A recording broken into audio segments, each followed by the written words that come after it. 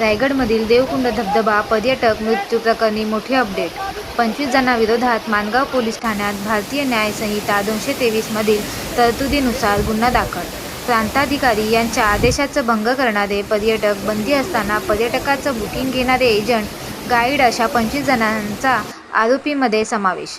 Online booking घेणाऱ्यांवर देखील दाखल होणार स्वतंत्र गुन्हा. धोकादायक आणि जीवघेण्या पावसाळी पर्यटनाविरोधात माणगाव पोलीस आक्रमक.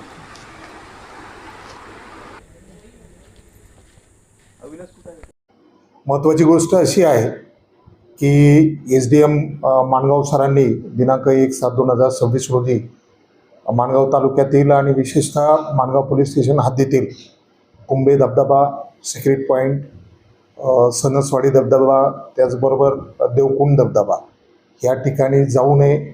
सदरचं ठिकाणी धोकादायक आहे, निसर्गाला हानी होण्यासारखं आहे. म्हणून पावसाळ्यापर्यंत 1/7/2026 पासून 30/9/2026 पर्यंत त्या ठिकाणी प्रतिबंध केलेला होता. असे आदेश निर्गमित केलेले होते. सगळ्या माध्यमातून आपण त्याला प्रसिद्धी पण दिलेली होती.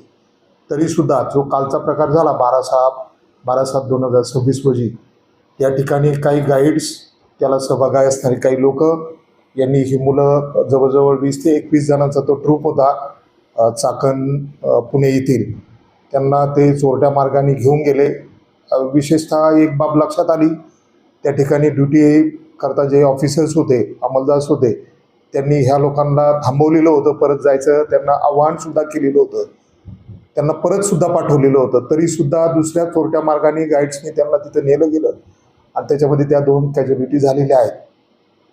ह्या अनुषंगाने आम्ही कारवाई केलेली आहे. रात्री संबंधितांवर 25 जणांवर आम्ही गुन्हे दाखल केलेला आहे. त्याच्यामध्ये ती मुलं पण आली, कारण त्यांनी यायला पाहिजे नव्हतं, त्यांना माहीत होतं का आपण इथे यायला नाही पाहिजे होतं, तरीसुद्धा ते आलेले होते. प्लस त्यांना घेऊन जाणारे जे गाईड होते ते, त्यांच्याकडून गाईडसाठी लागणारे पैसे घेणारे जे व्यक्ती होत्या ते, असे ह्या सर्वांना मिळून आम्ही 25 जणांविरुद्ध रात्री 2-2:15च्या सुमारास आम्ही FIR रजिस्टर केलेला आहे. संबंधितांना बोलवलं जाईल आणि निश्चित त्यांच्यावर कायदेशीर कारवाई केली जाईल.